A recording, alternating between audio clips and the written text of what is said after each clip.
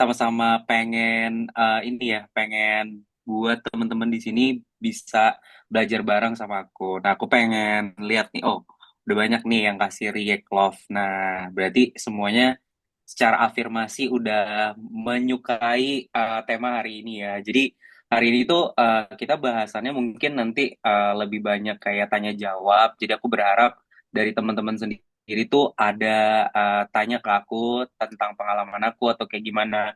Ini aku benar-benar akan open untuk teman-teman semua yang hadir di sini gitu, biar kita sama-sama belajar juga ya mengenai topik yang saat ini mau dibahas gitu. Nah, aku paling izin mulai untuk ngejelasin dulu nih latar belakang aku. Tadi udah sempat dijelasin sama Yunda tentang latar belakang aku yang dulunya aku sering konsultasi gitu ya kalau ekonometrik ke Yunda gitu ya. Terus beberapa pelajaran juga aku sempat nanya ke Yunda gitu ya. Nah, cuma sekarang posisinya adalah aku dikasih kesempatan buat ketemu sama teman-teman untuk ngejelasin gimana caranya waktu pas aku mulai buat startup gitu. Tapi biar teman-teman tahu startup aku kayak gimana, tapi aku pengen tanya deh, di antara teman-teman yang 45 hadir sekarang, kira-kira yang memang punya aplikasi TikTok boleh ketik satu nggak di komennya? Nah, aku pengen tahu berapa banyak sih orang yang bakal relate nih sama materi atau perusahaan yang aku punya saat ini gitu. Jadi kalau misalnya banyak yang ketik satu berarti kayaknya cukup relate deh ini. Wah, banyak juga ya yang ketik satu berarti udah banyak banget yang emang teman-teman di sini tuh pada punya aplikasi TikTok. Nah, kurang lebih mirip buat si aplikasi TikToknya, aku bakal coba share screen mengenai perusahaan yang aku punya. Mungkin nanti kemarin aku sempat ngobrol juga sama Yunda gitu, kira-kira mahasiswanya ada yang tertarik nggak kerja di perusahaan aku nanti gitu ya. Nah, ini aku izin share screen dulu. Jadi ini biasanya deck yang aku kasih pada saat aku mau ketemu sama klien gitu untuk nyeritain gitu kan portofolionya di agency kayak gimana. Mirip lah sama yang aku mau ceritain ke teman-teman. Jadi BE Agency atau bantu e-commerce singkatannya. Jadi tuh dia emang specialize saat ini tuh untuk TikTok dan Shopee. Tapi nanti ke depannya di tahun 2025 kita bakal banyak kerjasama sama offline partner kayak misalnya Semasa, Bright Spot, USS. Nah, kita bakalan kerjasama sama banyak platform offline. Karena kalau aku boleh sharing juga ke teman-teman, pada saat ini tuh di online ataupun kayak di TikTok atau Shopee, dia tuh emang membutuhkan offline bisnis juga. Jadi sekarang tuh emang banyak kan O2O atau online to offline atau offline ke online gitu ya. Nah, sementara kalau kantor aku sekarang ada dua poin. Yang pertama itu ada di production park-nya itu di Bekasi, sama head office-nya juga di Bekasi. Cuma dia dipisahkan oleh beberapa distrik aja, tapi semuanya masih di Bekasi juga. Oh, sebentar. Aku mau next dulu. Ini service yang kita punya saat ini. Mungkin uh, teman-teman udah tahu nih kayak misalnya live streaming di TikTok, terus ngebuat short video di TikTok atau di Shopee, terus ada kita bantu UMKM untuk bisnisnya bisa kelihatan lagi tuh kita pakai ads gitu, terus ada KOL management, jadi kayak misalnya kita kontak-kontak KOL di sini ada nggak sih kayak KOL yang lagi ikutan, siapa tahu punya TikTok terus sering promosiin barang, mungkin kalau ada boleh nggak komen dua, jadi aku bisa tahu nih namanya, siapa tahu di sini bisa tim aku hubungin gitu ya, karena kita kerjasamanya cukup banyak banget sama brand kayak misalnya ada Wardah, Makeover, Laneige, Skin 104 gitu ya. Terus Sambai Me, produk-produk skincare Korea ataupun produk skincare lokal.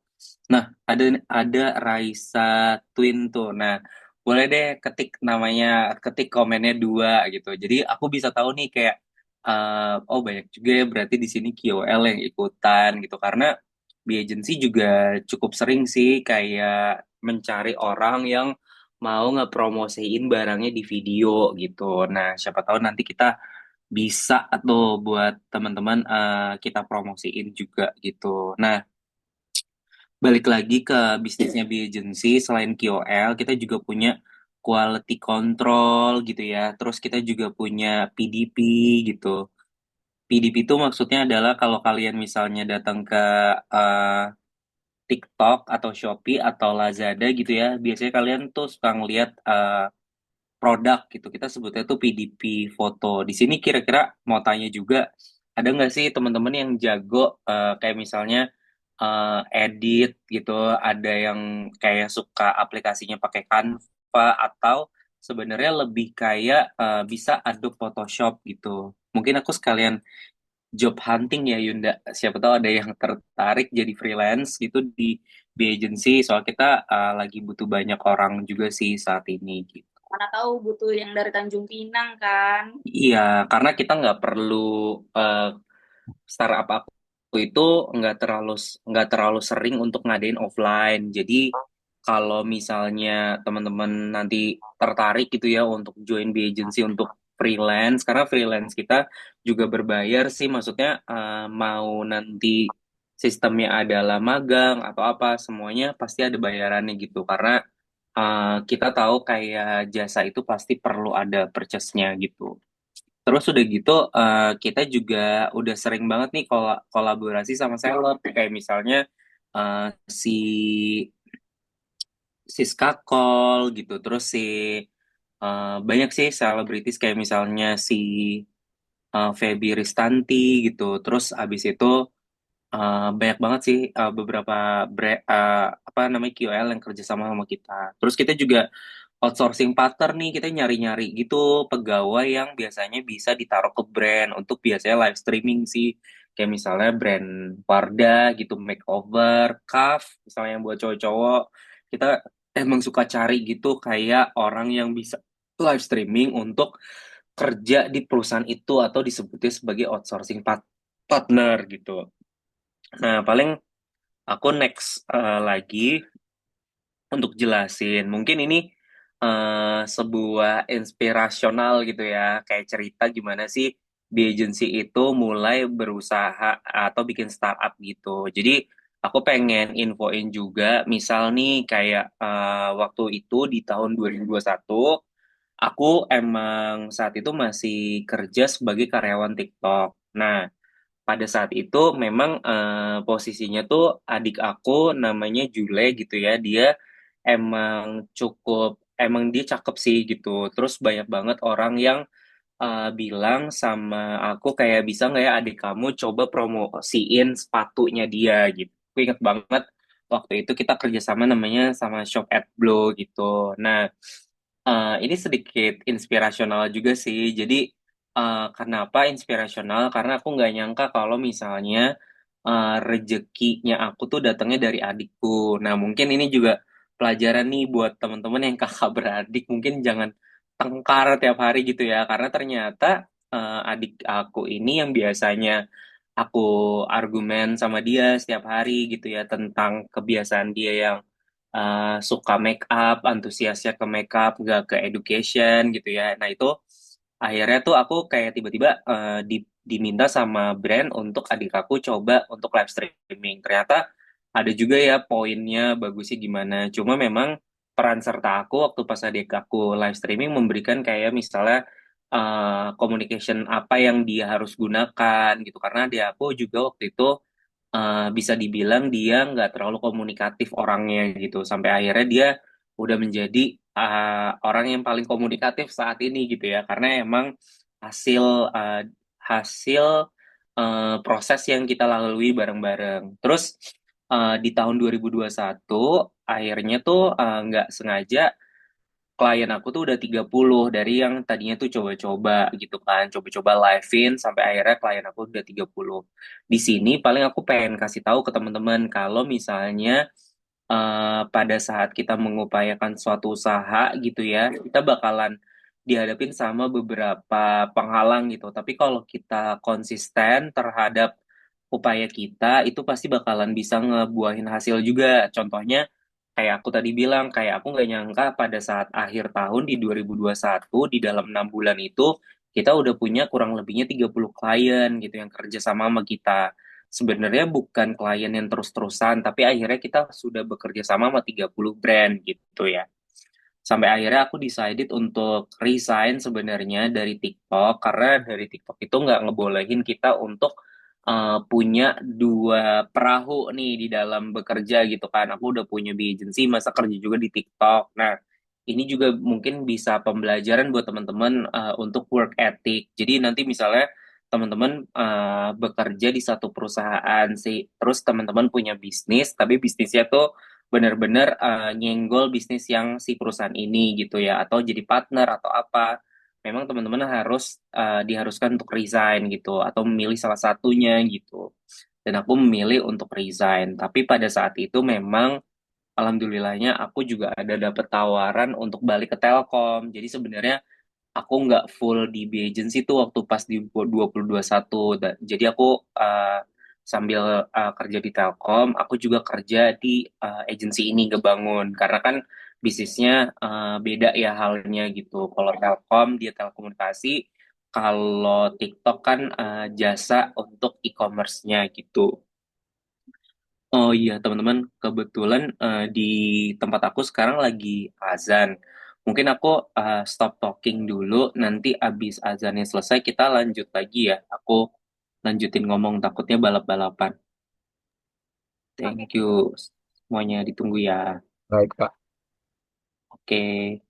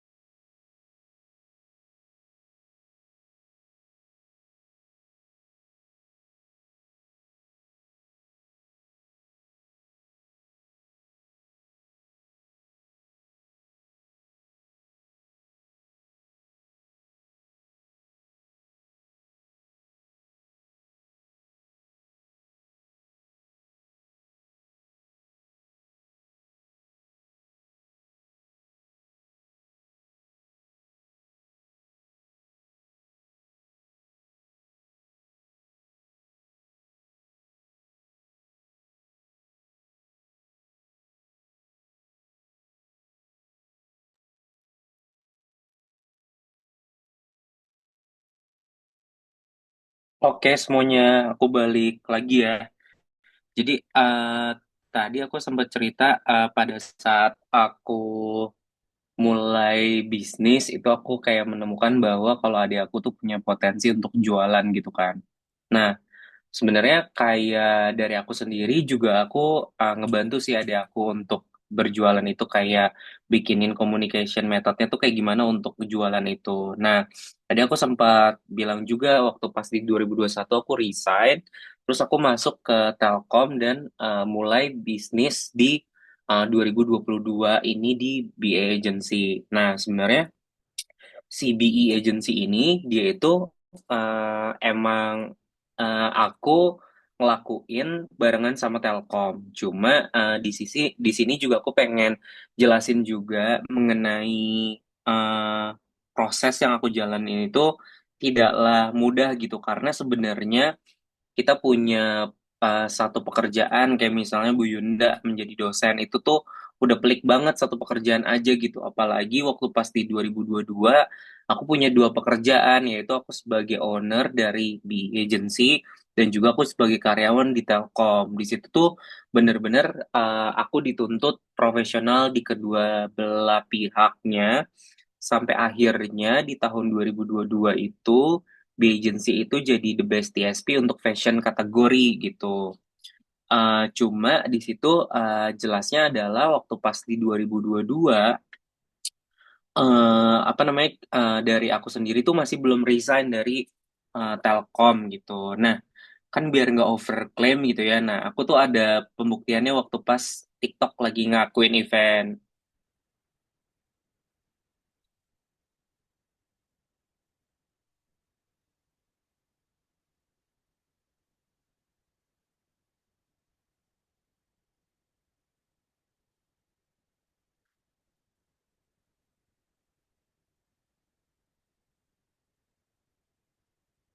Nah, ini aku waktu pas aku ambil piala di TikTok Shop Summit 2022 sebagai top agency gitu ya, agency nomor satu untuk fashion kategori. Nah, lanjut lagi masuk ke 2023, di sini aku udah mulai berpikir untuk resign dari Telkom. Nah, biasanya kalau misalnya nanti teman-teman punya bisnis dan teman-teman juga punya satu pekerjaan, momen apa sih yang benar-benar membuat teman-teman itu akhirnya decide untuk kerjaan yang lumayan prominent, pekerjaan yang lumayan settle gitu, terus digantiin sama bisnis itu parameternya dari mana?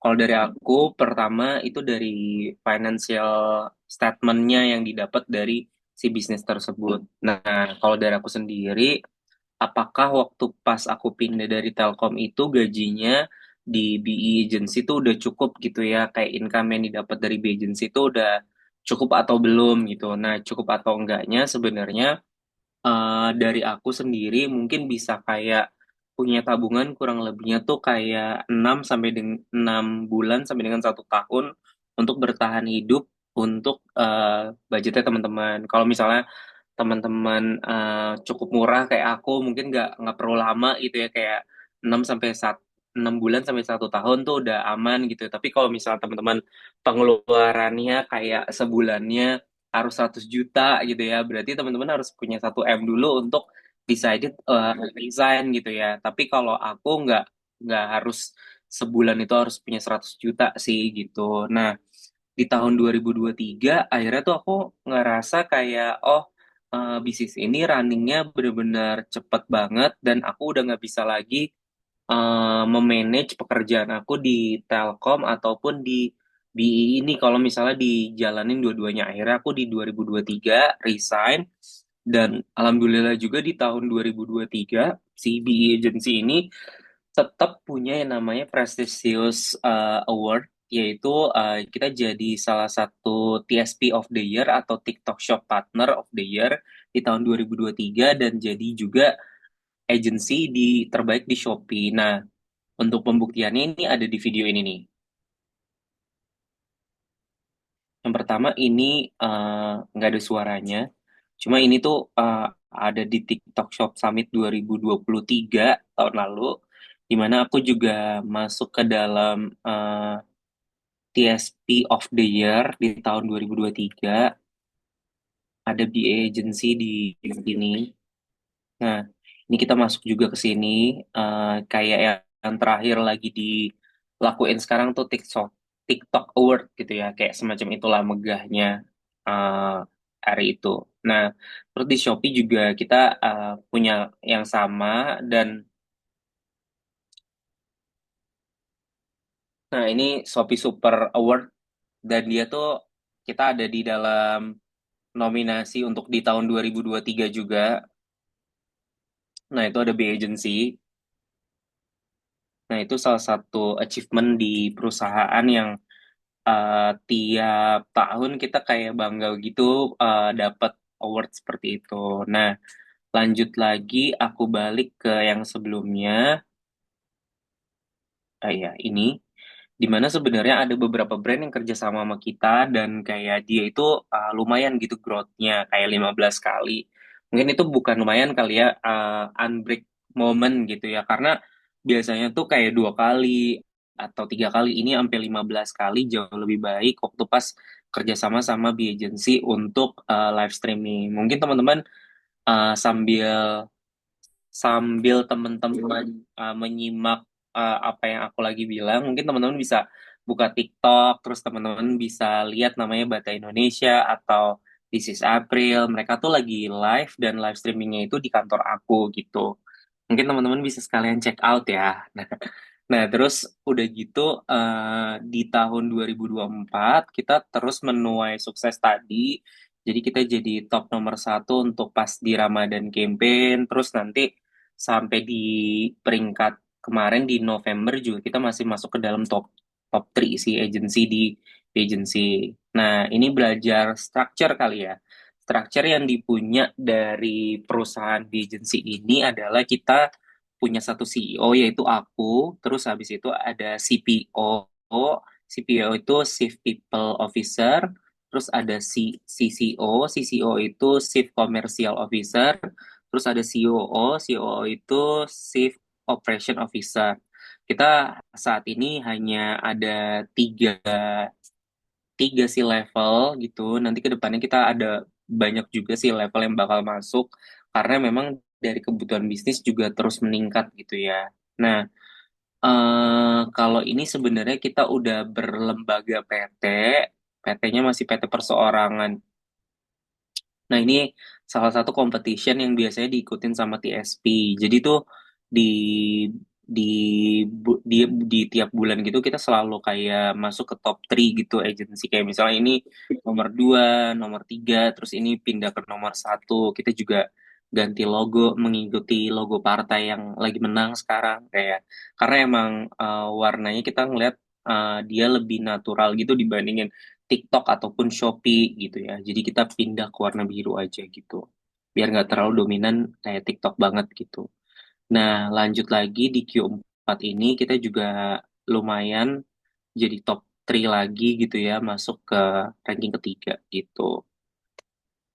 Sedikit banyaknya cerita tentang perusahaan aku kurang lebih kayak gitu. Atau kalau misalnya teman-teman butuh tambahan info bisa masuk ke bantu e-commerce, dia ada di sini. Teman-teman bisa masuk ke sini ke websitenya. Terus teman-teman bisa lihat ini website yang dikembangin sama anak B Agency dan ini termasuk dalam servisnya B Agency itu seperti apa gitu. Kita punya live streaming, terus ada short video, kita punya ad placement, terus ada QL campaign, terus ada beberapa kegiatan lain kayak di offline channel gitu.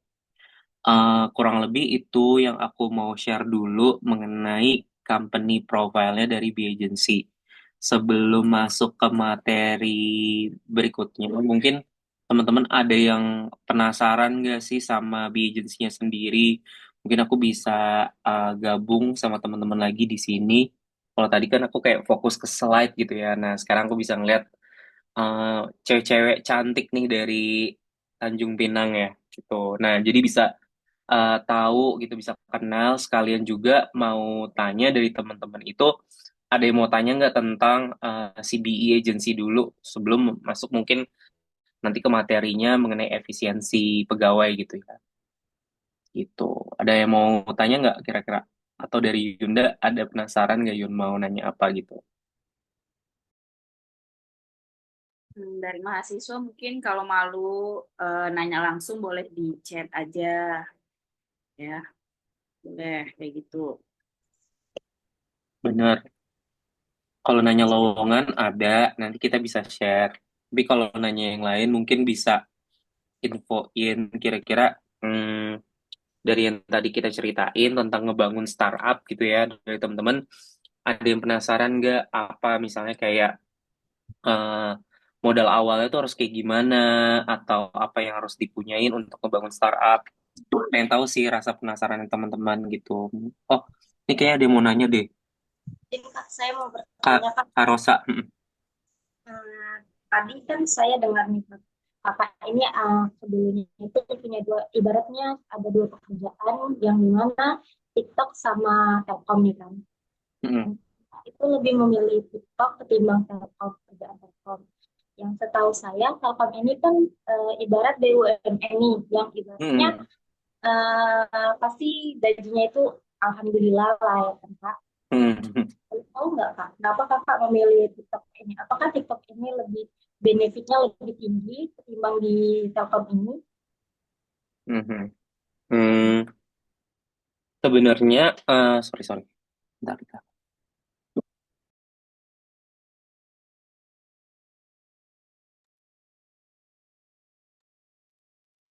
Kalau pertanyaannya mengenai tadi itu bener banget sebenarnya kayak di Telkom itu waktu itu aku udah jadi senior manager untuk customer service. Jadi kayak bisa di googling juga kali ya kayak gajinya itu berapa gitu kan. Nah, terus tapi dari aku sendiri ngeliat sebenarnya tadi aku bilang kayak dari pendapatannya di agency atau di TikTok ini tuh jauh lebih gede gitu. Makanya akhirnya aku decided untuk resign dari Telkom itu kuncian pertamanya. Terus kedua itu mungkin sebenarnya lebih kayak visionnya gitu. Jadi pada saat aku di Telkom, eh, teman-teman yang report ke aku itu adalah levelnya tuh udah level manager. Biasanya tuh mereka udah pada pinter gitu kerjanya, udah tahu harus kayak gimana. Makanya kerjaan aku di Telkom nggak terlalu yang demanding banget karena udah dibantu sama tim-tim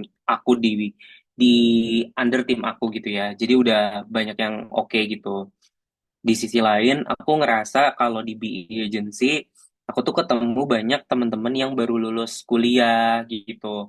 Terus dia bukan yang nggak punya pekerjaan sih, cuma dia akhirnya bekerja di BE agency. Terus dari situ, karena aku mulainya tuh dari tetangga gitu loh guys. Jadi kayak misalnya ada tetangga deket aku kayak, oh dia mau kerja nggak di tempat aku? Karena aku mulainya itu benar-benar dari kamar pribadi aku gitu. Jadi dari kamar aku nge-live sampai akhirnya sekarang kita tuh udah ada 9 ruko gitu. Dan itu tuh udah punya 70 ruangan gitu kurang lebihnya. Nah makanya itu prosesnya tuh kayak membanggakan gitu sih dibandingin kalau di Telkom. Kalau di Telkom mungkin capaiannya tuh ya udah memperbesar GMV atau revenue-nya dari Telkom gitu ya. Jadi bukan kayak apa ya kayak kita tuh ngeliat tuh dari sisi kebermanfaatannya sih sebenarnya. Kalau aku tuh punya asas kayak gitu sih gitu. Jadi kayak ada salah satu tetangga aku yang datang gitu kan ketemu sama ibu aku di pasar karena sama-sama tetangga gitu kan sama-sama ibu-ibu terus akhirnya bilang kayak terima kasih ya anak aku akhirnya bisa beli beras buat keluarganya di situ aku kayak cukup tersentuh sih kayak oh ini tuh efeknya lebih kenceng ya dibandingin aku kerja di Telkom gitu karena kalau di Telkom kebiasaannya tuh kebanyakan kan ketemunya anak-anak pinter terus emang dia biasanya juga emang udah well educated dari keluarga yang berada juga biasanya nah makanya aku nggak ngelihat efek yang terlalu signifikan sih kalau aku kerja terus di Telkom jadi selain salary aku ngeliat juga dampak role aku gitu. Kalau sebagai CEO sama sebagai senior manager di Telkom itu dampaknya kayak lebih luas di TikTok.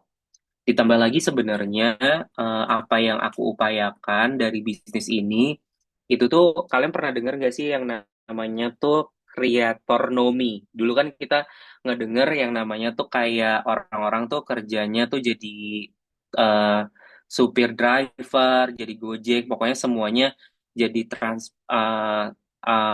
kayak teman-teman di transport gitu ya untuk membantu perekonomian di Indonesia. Tapi sekarang tuh udah lebih kayak semuanya bisa jadi kreator gitu loh untuk perekonomian di Indonesia. Jadi aku juga terlibat di kreatornomi itu, jadi cukup seneng sih gitu ada di bagian dari situ gitu. Sama terakhir juga yang aku lihat kayak cukup relate sih sama kerja S2 yang aku ambil. Jadi mungkin ada teasing sedikit sih. Jadi itu dulu sebelum aku masuk ke Telkom juga di tahun 2022, aku resign dari TikTok itu dan itu tuh sebelumnya aku juga kerja di Telkomsel. Jadi sebelumnya itu juga environment aku. Jadi sebenarnya bisa dibilang berarti aku bail terhadap BUMN tuh dua kali ya dalam satu hidup ini. Jadi yang pertama aku bail waktu pas aku di Telkomsel, aku keluar. Padahal aku udah dapat gajinya BUMN, tapi aku keluar karena aku dapat beasiswa aku ke Tsinghua University, aku ambil MBA, balik dari Singhua aku kerja di TikTok, terus aku kerja di Telkom, terus aku bel lagi deh dari Telkom, terus ada di BI gitu. Tapi masih belum tahu sih kayak dari efeknya ini tuh bisa sampai kemana gitu. Cuma hidupnya kan cuma sekali nih, tapi aku ngerasa kayak di dalam 1 tahun, 1 sampai 2 tahun terakhir aku hidup di B agency, ya aku jadi orang yang bermanfaat lebih banyak lagi buat orang banyak sih. Terus di TikTok sendiri, pada saat kita ngejual suatu barang gitu ya, sebenarnya kebermanfaatannya itu bukan cuma buat revenue perusahaan aku aja, misalnya kayak tadi dapat achievement, GMP-nya tinggi, pendapatannya tinggi banget gitu untuk para brand yang kita support. Tapi bukan sampai di situ aja, aku juga mikir kalau misalnya terjadi penjualan yang seneng itu banyak pihak. Kayak misalnya si sender, orang yang kirim-kirim barang, orang yang nge-packing barang jadi punya pekerjaan, orang yang kerja di brand tersebut akhirnya bisa dapat bonus gitu. Jadi kayak aku ngelihat kebermanfaatannya bisa buat orang banyak sih dibanding aku stay di Telkom. Kurang lebih itu sih yang aku pengen kasih tahu ke teman-teman. Jadi nggak memungkiri jawaban pertamanya itu yang menentukan juga akhirnya aku resign gitu karena emang di BI agency ini salary yang aku terima sebagai CEO jauh-jauh lebih besar dibandingin di BUMN gitu. Baik, Kak. Gitu guys. Kak Sur, saya mau nanya, Nah, eh, boleh boleh. boleh nggak sharing terkait tadi ada struktur organisasi? Nah, kan biasanya kalau di startup tuh agak beda ya strukturnya, ada yang CEO, CPO, CCO, COO tadi. Iya, Nah, boleh nggak dijelasin itu apa dan tugasnya ngapain? oke, sure sure sure. Aku coba balik lagi ke ini ya, ke structure yang tadi. Sebentar. Oke, udah ketemu. Aku balik dulu ke structure yang tadi. Aku share. Nah, jadi benar kalau apa namanya setiap perusahaan atau startup itu punya hierarki yang berbeda-beda.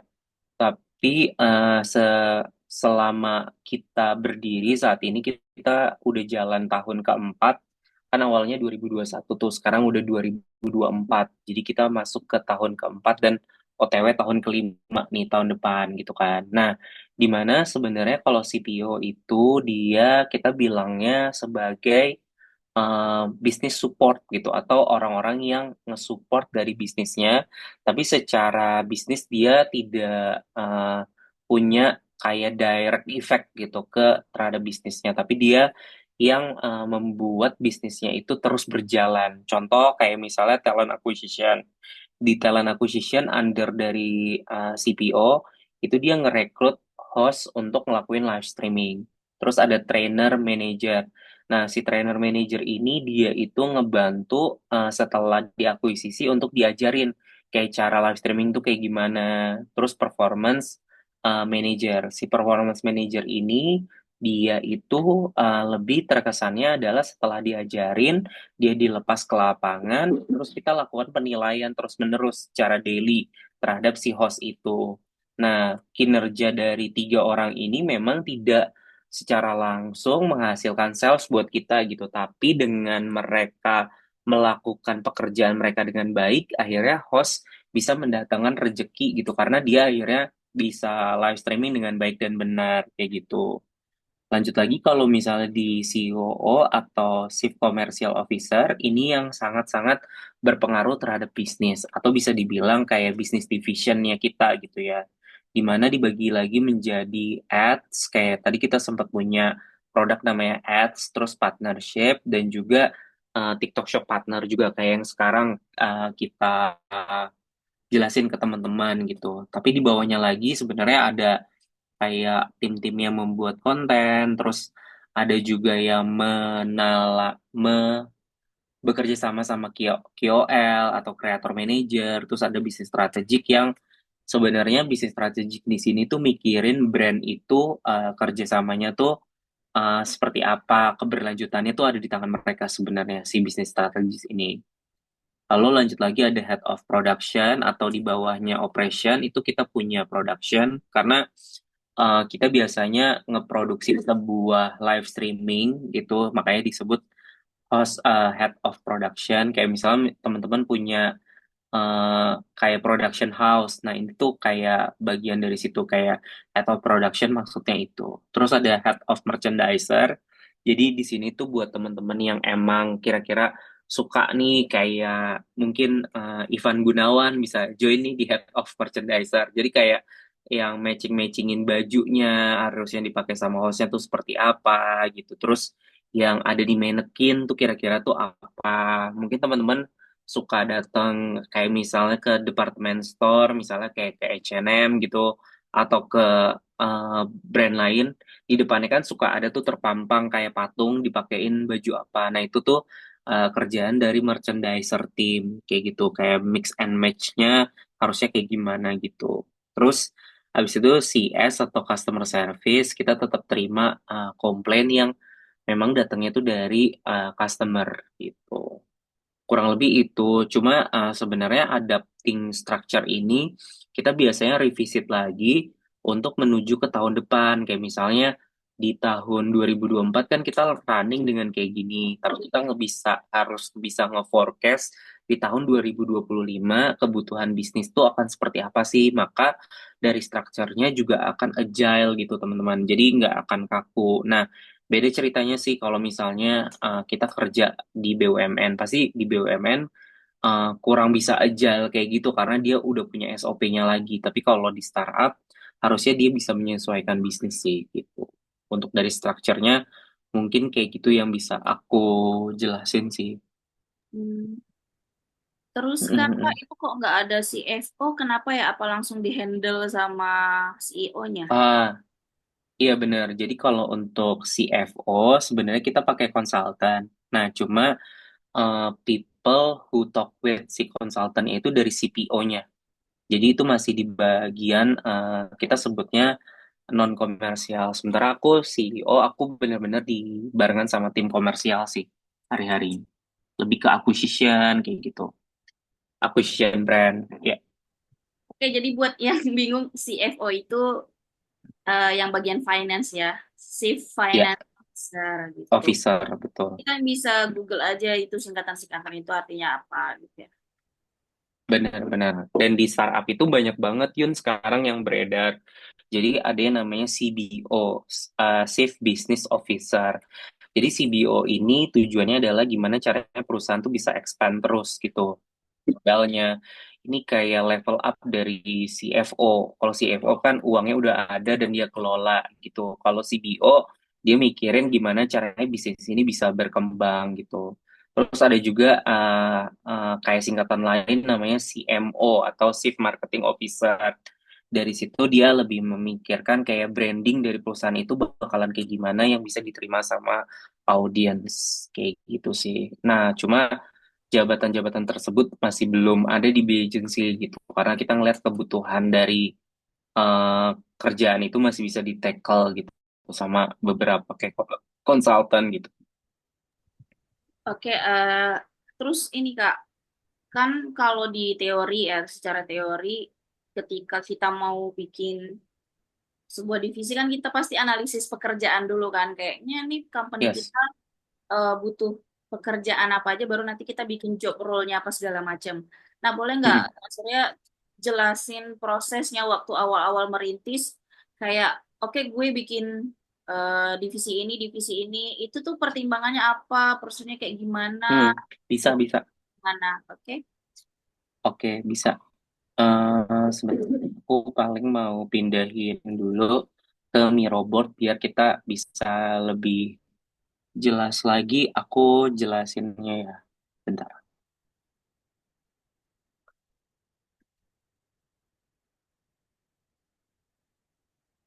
Hmm,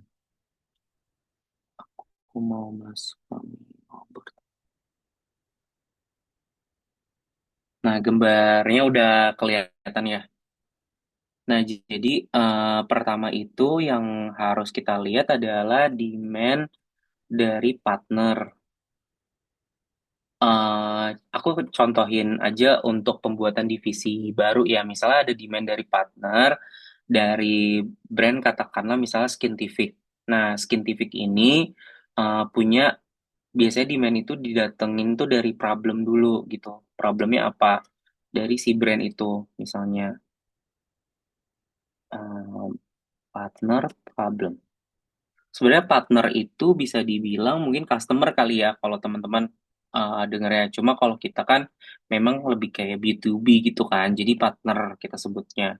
Jadi awalnya itu kita ketemu sama partner problem. Contohnya adalah Skintific punya problem, dia mau mengembangkan akun di TikTok, tapi dia tuh nggak punya nggak punya sourcing kayak employee-nya nggak ada untuk nge-live-in dia gitu. Nah, itu kan problemnya dia.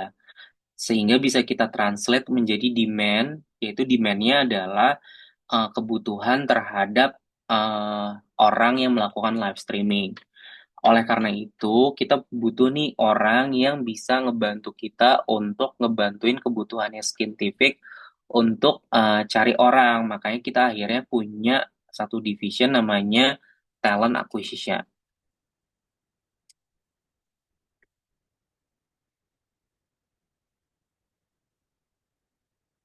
Namanya talent acquisition. Nah, si talent acquisition ini hadir setelah kita tahu oh demand dari partner itu ada kebutuhan host gitu. Bisa diselesaikan dari talent acquisition. Apakah selesai sampai di situ aja? Jawabannya enggak. Jadi pada proses bisnisnya itu akhirnya diperlukan beberapa hal lagi selain talent acquisition. Tadi kita perlu yang namanya trainer manager atau trainer ya. Jadi setelah di acquire si host itu kita perlu trainer. Terus tadi kita perlu juga namanya performance manager atau coaching gitu ya. Coaching yang dibantu sama si performance manager. Nah, jadi dari talent acquisition kita juga tetap perlu si performance manager lagi untuk mengatasi partner problem atau demand dari partner tuh seperti apa gitu ya. Nah, apakah sampai di sini udah selesai? Enggak juga, ternyata kita tuh perlu nge-report nih ke tim partner gitu. Berarti kita harus punya yang namanya reporting team. Jadi kita punya lagi yang namanya reporting team. Nah, reporting team ini gunanya untuk semua ini bisa di-report untuk dilaporkan ke partner. Cuma lama-lama tuh kita kayak ngerasa juga tuh di dalam bisnisnya setelah berjalan, kok kayaknya harus ada yang monitor si 4 divisi ini gitu untuk terus berjalan. Nah, makanya kita punya yang namanya bisnis strategi.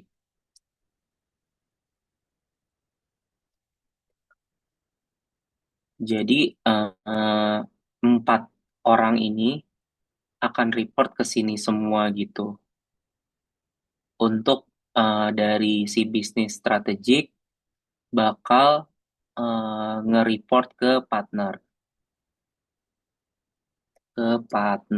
atau di sini brand bekerja sama di agency itu.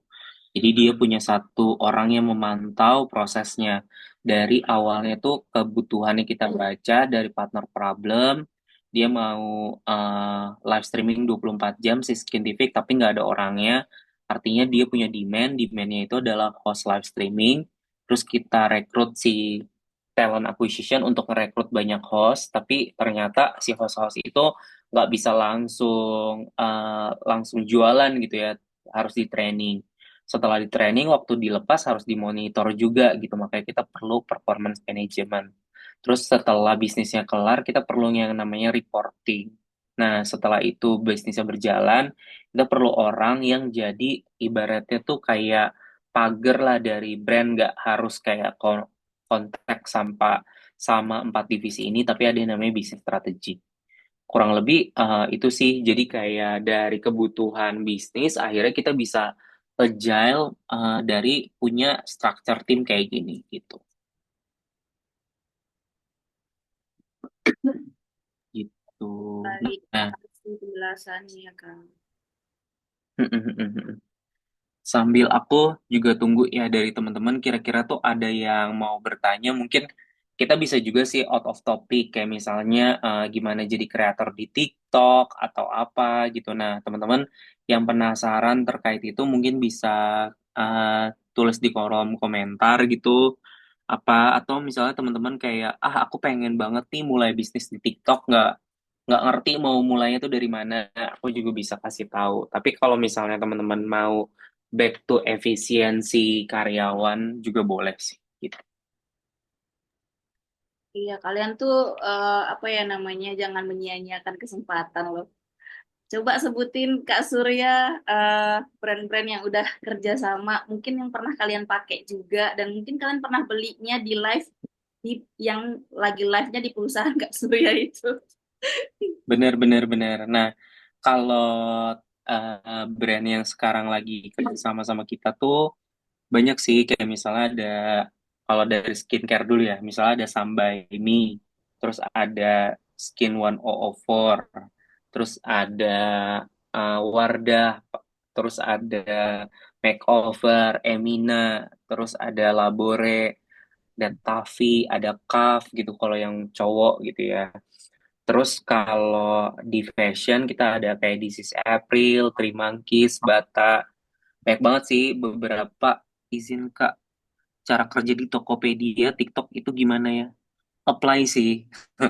Jadi kayak caranya itu sebenarnya sebelum apply, teman-teman itu harus benar-benar punya skill set yang kira-kira tuh cukup gitu untuk jadi di Tokopedia atau enggak di TikTok. Nah, skill set itu benar-benar bisa dibangun dari teman-teman mulai kayak misalnya freelance, teman-teman mulai cari kerjaan yang related sama Tokopedia atau TikTok itu gitu. Tips ya dari aku. Jadi sekarang banyak banget apa namanya saingan kita di dalam dunia apply kerja gitu ya, di dalam dunia pekerjaan. Jadi aku banyak banget ketemu sama talent-talent yang luar biasa gitu loh. Jadi luar biasanya itu maksudnya adalah dulu waktu aku kuliah sama Yunda mungkin bisa dikasih tahu ya, kayak kegiatan kita tuh paling abis kuliah kayak mungkin belajar lagi atau makan-makan gitu ya. Nggak ada yang kayak Futsal, Sur. kepikiran untuk apa? Lo futsal, lu yang makan. Iya, kalau lo kan futsal gitu. Kalau gue kan jalan-jalan, pergi makan-makan gitu ya. Kayak sedih juga sih kayak ngabisin duit orang tua aja gitu. Nah, walaupun nggak banyak yang dihabisin, lumayan lah ngabisin duit orang tua ceritanya gitu kan. Nah, terus udah gitu, hmm, aku ngelihat potensinya sekarang dan artinya juga saingan teman-teman ya, saat nanti teman-teman selesai kuliah itu banyak banget orang yang udah cari magang Yun sekarang. Jadi kayak umurnya tuh masih kayak 19 tahun atau 22 tahun gitu ya waktu pas lulus gitu. Tapi tuh resumenya tuh udah 5 tahun bekerja gitu. Luar biasa banget sih sekarang anak-anak zaman sekarang. Nah, sebenarnya itu kayak misalnya nih kerja di Starbucks gitu ya, atau kerja jadi pramusaji gitu. Apakah itu pekerjaan yang bisa ditaruh di CV? Menurut aku iya. Kerjaan apapun itu bisa ditaruh di CV, dan makanya buat teman-teman misalnya nih ada temennya kayak mulai bisnis atau apa, janganlah ditanya kayak gajinya harus berapa gitu, tapi kayak pekerjaan itu akan membawa teman-teman ke Tokopedia atau enggak gitu kan. Nah, jadi kalau misalnya atau ke TikTok gitu, contoh misalnya pekerjaannya adalah gue ada Excel nih gitu kan. Nah, Excel ini diperlukan untuk dilakukan pivot table gitu. Nah, pivot table-nya itu diperlukan untuk mengetahui rata-rata penjualan hariannya tuh berapa. Nah, di situ teman-teman ngelihat kayak, aduh gue nggak bisa Excel gitu kan. Nah, tapi teman-teman mau ngambil nih kesempatan ini, teman-teman bisa tanya ke pekerjanya yang ngasih kerjaan itu, lu mau ngajarin gue nggak? Nanti gue bakalan cobain deh pekerjaan ini. Nah, di saat orang itu mau ngajarin kalian, kalau menurut aku sih ambil sih, kerjaannya pun digaji berapapun ambil, karena di waktu kalian itu sebenarnya karena kalian belum lulus ya, jadi kayak gunakan kesempatan semaksimal mungkin kalau ada orang yang ngasih kerjaan, karena itu bakalan jadi portofolio kalian gitu. Nah, kenapa aku ngomongin pivot table dan lain-lain? Karena itu tuh basic untuk bertahan hidup di Tokopedia dan TikTok gitu.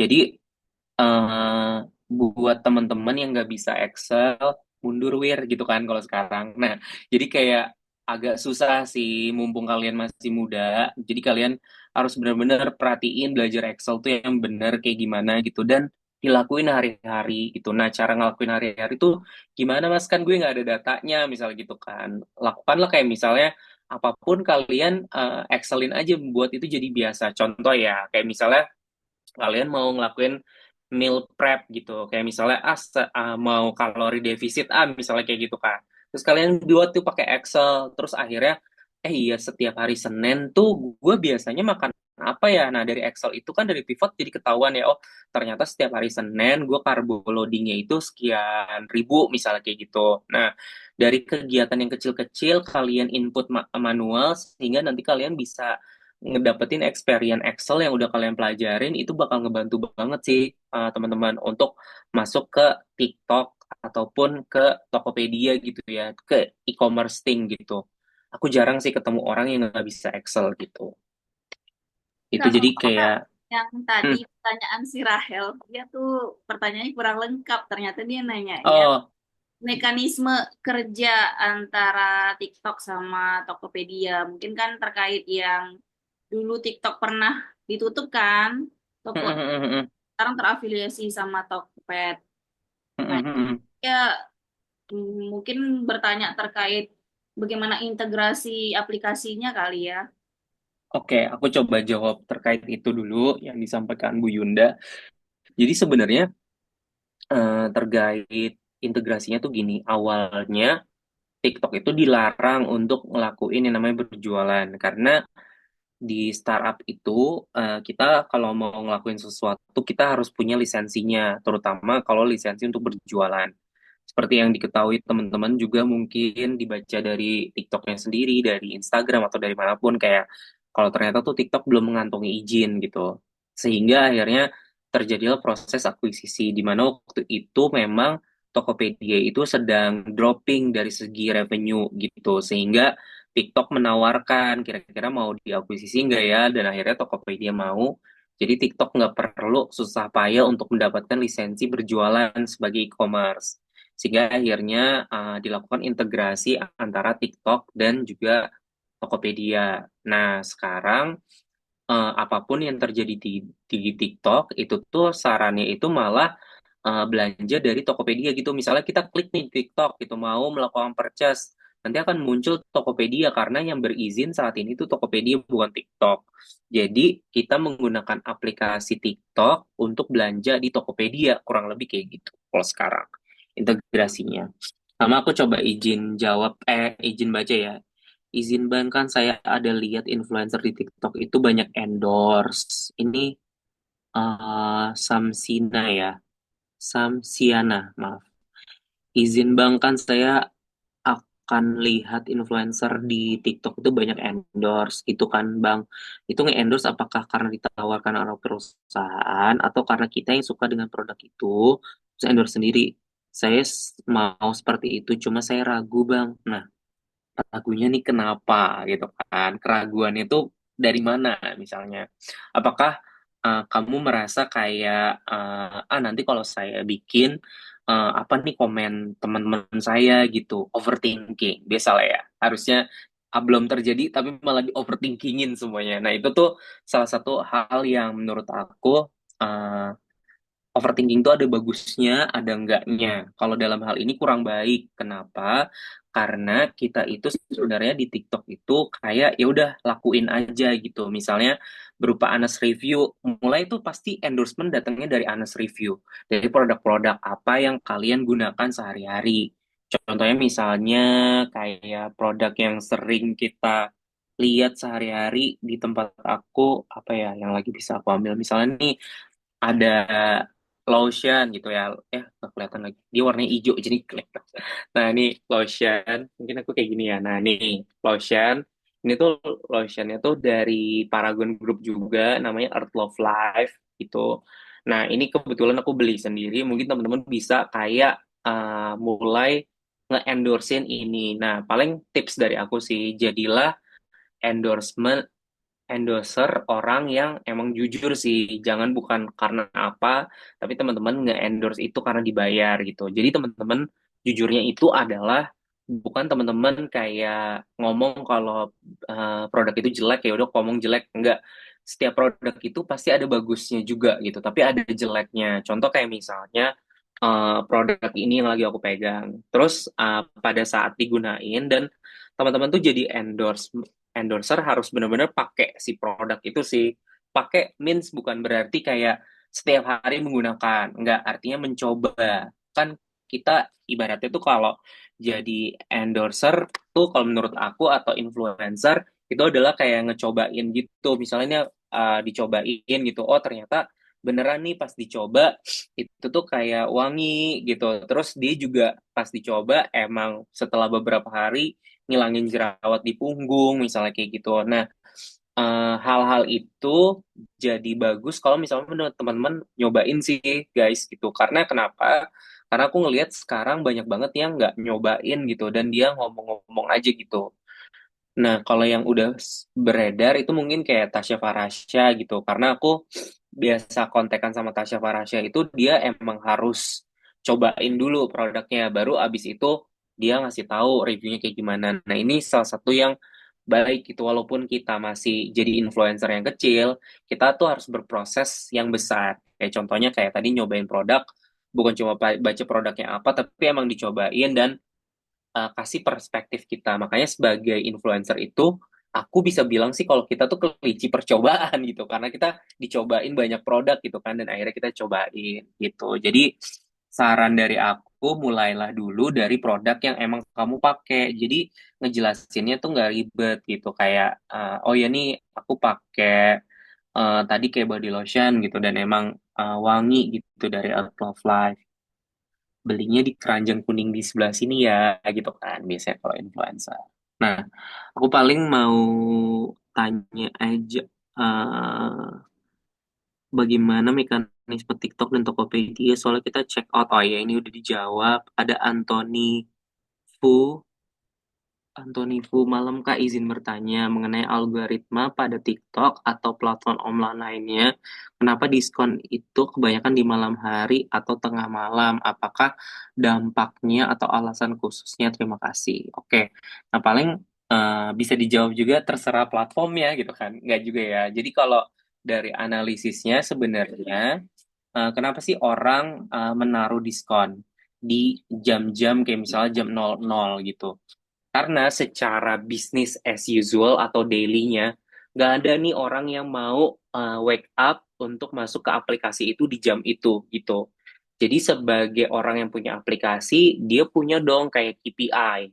Yaitu KPI-nya adalah orang yang masuk ke aplikasi itu sebanyak-banyaknya di waktu kapanpun. Sehingga dia tuh punya ketimpangan gitu. Oh, gue nih punya ketimpangan di jam 00 sampai jam 02, nggak ada yang masuk ke aplikasi gue. Gimana caranya biar masuk ke situ? Menggunakan promosi, yaitu promosi yang dilakukan di larut malam gitu. Atau kesannya harus nungguin promosi itu. Sebenarnya cerita di balik itu adalah dia punya kekosongan activation di dalam aplikasinya gitu.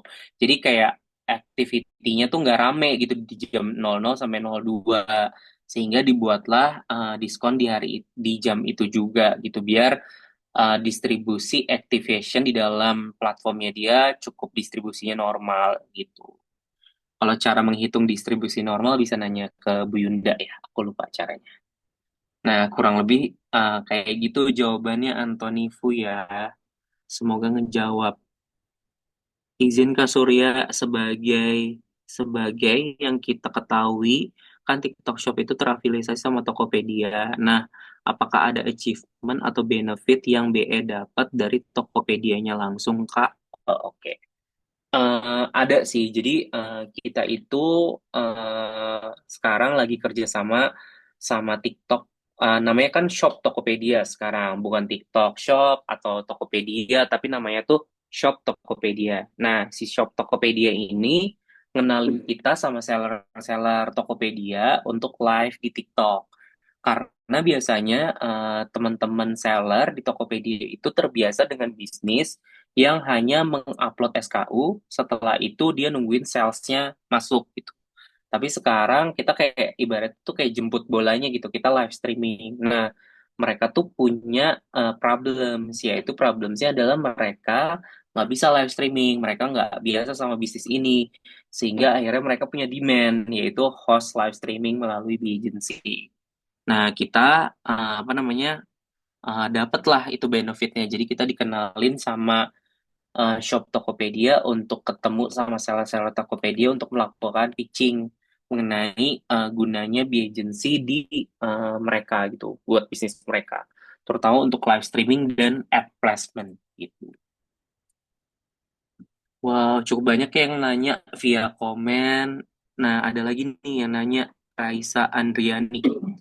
Izin bertanya Bang, apakah ada info ke depannya nih video yang diupload di TikTok bisa berbayar seperti YouTube atau FB?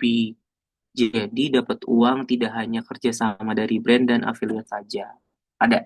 Jadi saat ini kalau itu namanya TikTok series.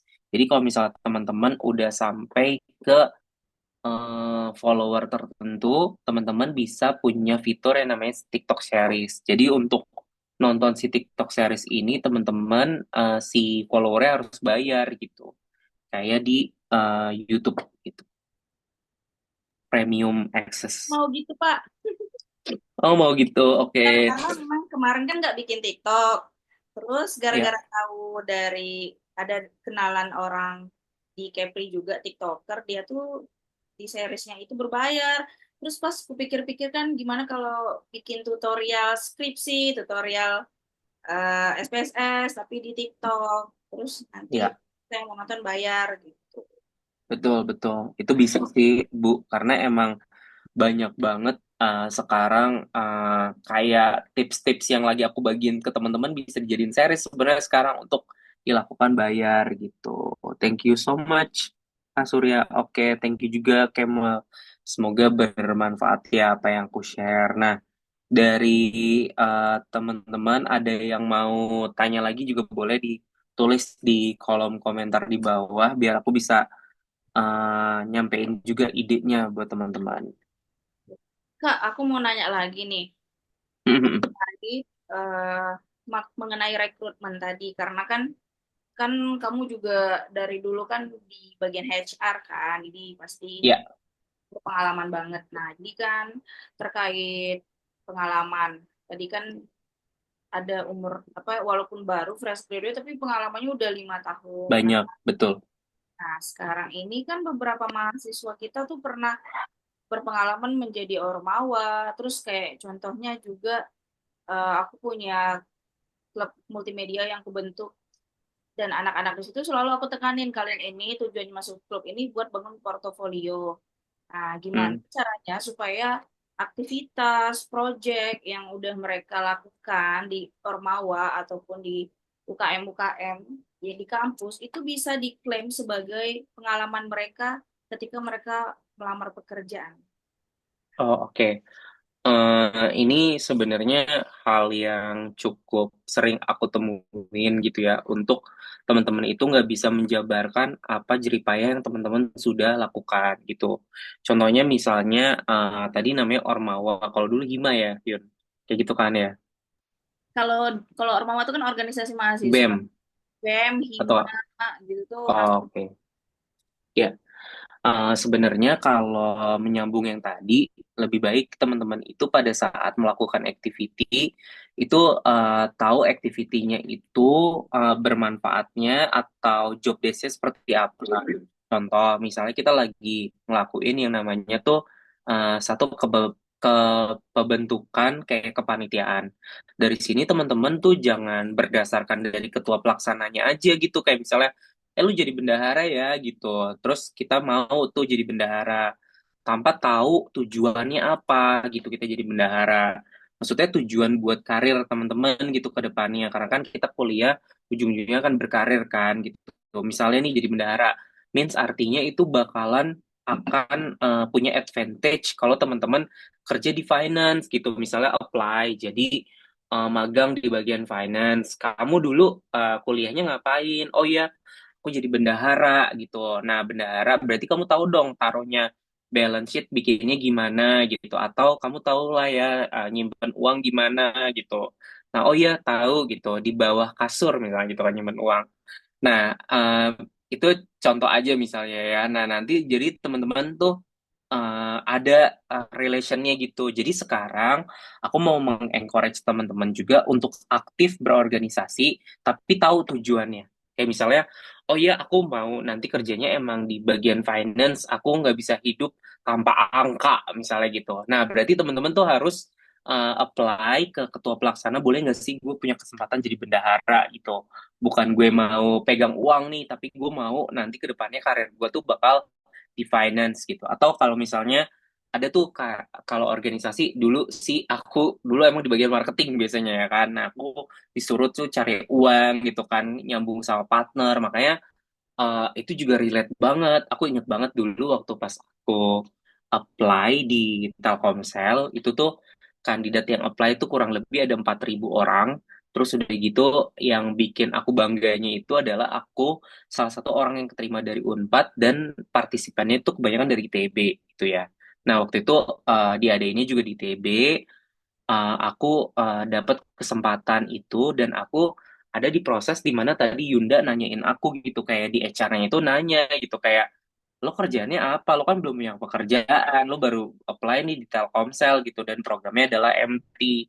Nah, hal-hal itu yang sebenarnya ngebawa aku di posisi untuk apply di Telkomsel. Aku ceritain waktu itu, aku ikut kepanitiaan, waktu itu aku inget banget aku harus bikin namanya golf and gathering gitu ya untuk senior di mana di situ tuh butuh uangnya tuh ratusan juta gitu dan entah gimana ketua pelaksananya itu percaya nih sama aku Mas Surya aja gitu kan. Nah, habis itu aku punya teman-teman yang emang aku apa namanya berafiliasi sama mereka untuk bantuin untuk si objektifnya ini tercapai gitu. Nah, hal ini yang aku ceritain ke si HR-nya. Jadi aku, oh ya aku di himpunan gitu.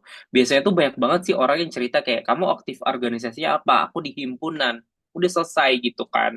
Tapi yang lebih benar adalah aku di himpunan. Aku ada unique story nih yang mau aku share. Misalnya kayak gitu. Salah satunya adalah aku pernah jadi panitia di Golf and Gathering dan aku di situ ditargetin untuk cari uang 100 juta di dalam 3 bulan.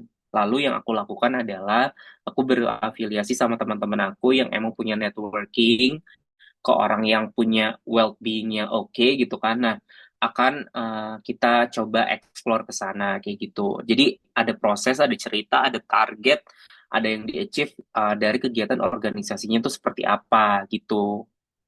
Itu sih kurang lebih. Keren, karena biar kebetulan di sini ada juga beberapa ketua Ormawa, anggota Ormawa gitu ya. Jadi cerita aku tuh nggak hoax. Aku selalu bilang ke mahasiswaku, bahkan di prodi bisnis digital, di prodi aku sendiri, aku bilang, anak hima jangan pernah mengharapkan uang dari kampus. Karena dari dulu culture kita juga nyari sendiri kan, Kak, ke Betul, perusahaan. betul. Kita nyari sendiri ke perusahaan. Contohnya aku Tapi nyari sendiri. jual-jual bunga juga pernah kita kan, sampai Iya, nggak. jual-jual bunga gitu. Mm-mm. Tapi aku yakin kalau anak zaman sekarang nggak akan ngelakuin cara yang kita gitu. Misalnya udah mengutilize kayak Instagram atau mengutilize TikTok untuk berjualan di sana, untuk kumpulin uang atau dana untuk kegiatan kampus gitu. Kayaknya aku salutnya sih sama anak-anak zaman sekarang tuh kreativitasnya tuh tinggi banget gitu. Paling itu sih, cuma yang jadi permasalahan anak-anak zaman sekarang itu susah menceritakan apa yang sudah mereka lakukan. Jadi tips and trick juga, kita harus sering-sering ngelakuin refleksi sih. Bukan refleksi pijet, tapi refleksi kayak teman-teman itu apa namanya kayak udah ngelakuin apa sih, udah pencapaian apa. Kadang itu emang perlu dicatat sih gitu di sebuah buku atau di sebuah note gitu biar teman-teman lihat lagi gitu waktu pas teman-teman merefleksikan diri teman-teman gitu. Sambil kita ngobrol tadi ada yang nanya katanya gini, tips and trick melatih mental pertama kali memulai karir dan pengembangan bisnis gimana ya Kak gitu katanya. Nah, kalau untuk terkait mental, mungkin mental aku bener-bener terdidik itu waktu pas aku kuliah bareng sama Yunda. Karena di beberapa kegiatan kampus, aku tuh selalu ikutan kegiatan kampus. Dan biasanya memang akhirnya tuh punya pattern. Oh, kalau si Surya ini kebiasaannya adalah di divisi marketing, kayak gitu. Nah, dari situ aku memupuk sebenarnya sering ditolak gitu kan, ditolak kayak misalnya mau nyumbang nggak buat acara golf and gathering, nggak dulu deh kayak gitu-gitu. Penolakan tuh udah sering banget aku rasain buat temen-temen yang memang belum pernah ditolak, bukan tolak cinta ya tapi ditolak pengajuannya atau apa. Teman-teman harus sering merasakan hal seperti itu sehingga pada saat bekerja nanti mentalnya teman-teman tuh udah mulai terasa gitu, bukan jadi muka tembok, tapi orang yang tidak pernah berhenti untuk mengupayakan sesuatu gitu. Nah, itu yang aku ngeliat juga sih gitu, mentalnya tuh dibentuk dari situ. Jadi aku juga mengencourage teman-teman gitu. Walaupun tadi aku ngenalin diri aku sendiri adalah orang yang nggak pernah bekerja part-time, tapi karena aku cukup dari orang tua aku untuk aku mengemban S1, sebenarnya aku juga nggak stop di situ karena keorganisasian aku tuh aku dulu ikutan kayak himpunan mahasiswa plus juga BEM gitu, dan orang-orang juga cukup aneh gitu. Biasanya tuh orang cukup satu gitu kan, kayak himpunan mahasiswa aja kalau nggak BEM aja gitu. Tapi karena dua-duanya temen aku, jadi awalnya tuh aku nggak enak gitu. Akhirnya aku ambil aja dua-duanya. Aku kayak cukup people pleaser sih gitu dari dulu. Jadi kayak suka membawa diri ini ke hal-hal yang sulit gitu ya. Jadi kayak ya udah gitu. Gitu sih. Jadi buat teman-teman untuk menggodok mentalnya teman-teman, ayo aku benar-benar mengencourage teman-teman untuk ikutan kegiatan kampus, tapi balik lagi teman-teman udah harus tahu inspirasi karirnya kayak gimana.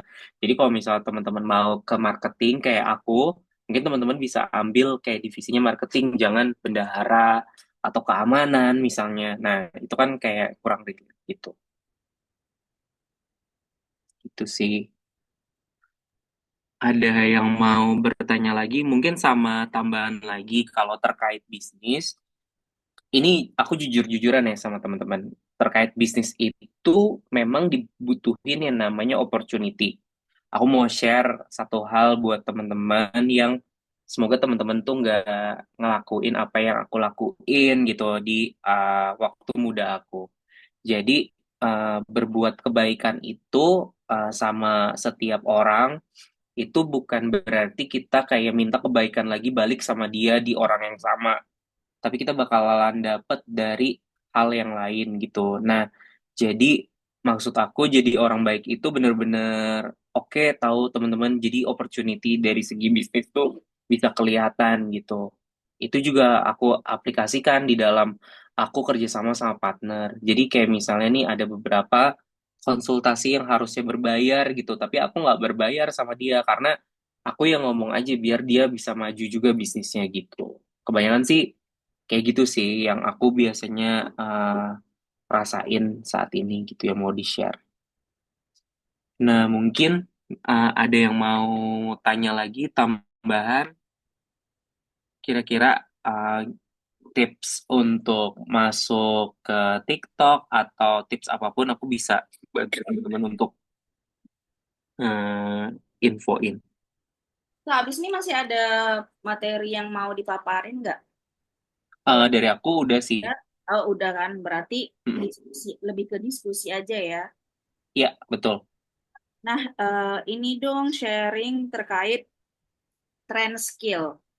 Jadi kan, Trend skill, oke. ya, trend skill sekarang itu yang di lapangan ya, yang Kak Surya rasain itu, apa sih skill yang sebenarnya banyak dibutuhin, tapi susah banget Hmm, cari orangnya. oke. Pertama, itu adalah skill design. Kalau menurut aku desain itu benar-benar dibutuhin banget.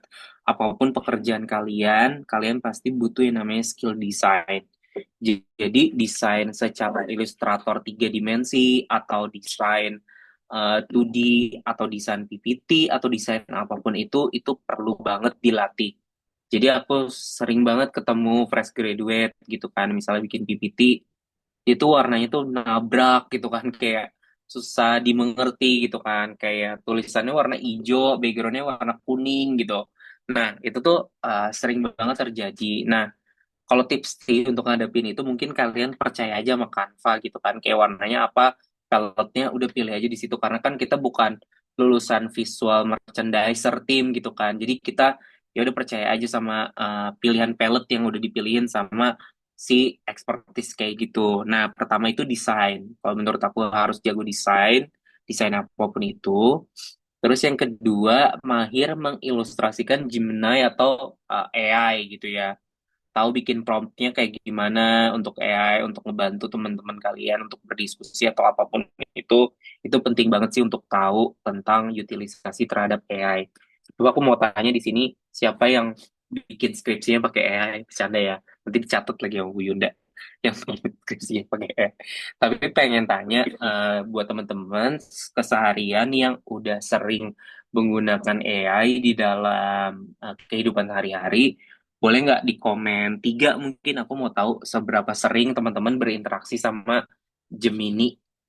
Jadi aku rekap dulu tadi desainer, terus AI practitioner, terus dari aku juga merasa buat teman-teman itu penting banget untuk tahu skill set untuk komunikasi itu sih penting banget sih. Mungkin bisa di komen tadi ada yang udah sehari-hari tanya AI atau pakai Gemini nggak misalnya atau boleh ditulis tiga dong aku mau sekalian survei udah banyak nggak sih yang pakai Gemini atau AI untuk hari-hari aja kayak misalnya cari tahu misalnya kayak apa ya kayak biasa ide konten misalnya gitu kan. Kenapa Real, Yun? ya jawab jujur, mereka tiap Yang hari jujur. yakin orang sih sekarang curhatnya aja mah itu. Sekarang AI. nggak ada AI loh Kak Sur, jadi kan Oh lebih gimana sering tuh? kan pakai AI. Iya, percaya sama AI aja daripada temen ya kan cepu semua tahu guys. Ya Mending lagi, curhat sama AI ya kan. Itu masa lebih siapa aman doang sih. nih yang ngaku, yang lain woi ngaku woi. Aduh, gak perlu nih saya spill semua siapa. Siapa nih yang suka pakai AI? Karena itu sebuah skill set juga sih. Jangan sampailah kita sebagai anak muda malah nggak tahu cara using AI itu kayak gimana Aku gitu. takut aja ketahuan. Padahal saya juga Betul. ngajarin loh di kelas pakai AI aja, tapi saya ajarin cara yang benar, Kak. Karena dibanding Ya, daripada mereka diajarin TikTok, influencer, terus sesat kan, mending saya ajarin cara yang benarnya dan legalnya dan lebih halal gitu istilahnya sebagai seorang mahasiswa caranya tuh kayak gini loh biar beretika gitu. iya. Betul, betul, betul. Ini ada pertanyaan menarik nih dari Mas Kemal. Katanya gini, Kenapa ya kayak sosial media spesialis sekarang itu menjadi job yang paling banyak diincar, terutama Gen Z. Boleh spill sedikit nggak soal job itu? Nah, sebenarnya sosial media spesialis biasanya itu adalah orang yang taking care terhadap si sosial media itu. Sebenarnya Gen Z itu perlu untuk mengekspresikan diri. Biasanya tuh makanya dia pilih menjadi sosial media spesialis karena dia berekspresi melalui konten gitu. Kalau yang aku lihat tuh kayak gitu sih sekarang kenapa sering banget digunain. Awal-awal jujur aja ya, awal-awal mungkin pekerjaan ini menyenangkan, tapi lama-lama dia itu akan mengambil weekendmu, sayang gitu kan. Jadi kayak dia akan mengambil weekendmu juga karena algonya itu harus setiap hari upload gitu. Jadi kan kayak, aduh hari ini gue upload apa lagi ya, kayak gitu sih. Makanya kalau di agency, biasanya kita punya yang namanya sistem shifting gitu. Jadi yang masuk di hari Minggu, dia nggak akan masuk di hari Sabtu gitu. Kita ada shiftingnya. Jadi teman-teman nggak kerasa kalau itu harus terbebani di weekend untuk ngelakuin upload kayak gitu. Nah, ini Itu mungkin sih. aku mau Mm-mm. tambah nih Kak, sharing terkait sosial media spesialis kan. Karena kan itu, Iya. mereka kan anak manajemen. Tapi kalau di bisnis, Mm-mm. kalau tuh dapat mata kuliah itu. Dan Oh, mantap banget. banyak kalau orang nggak belajar khusus, yang mereka pahami ketika sosial media spesialis itu cuman bikin konten, upload gitu ya kan. Nah, pada Mm-mm. zaman sekarang, kenapa pada akhirnya walaupun kita bisa nge-medsos tapi nggak kepake dan nggak direkrut atau nggak diterima karena kita nggak bisa analisis kebanyakan di situ. Jadi nggak Betul. analisis datanya karena waktu itu kan pernah tuh saya ikut training sosial media analytics. Nah, jadi Mm-mm. ternyata nggak segampang kita pakai seperti biasa.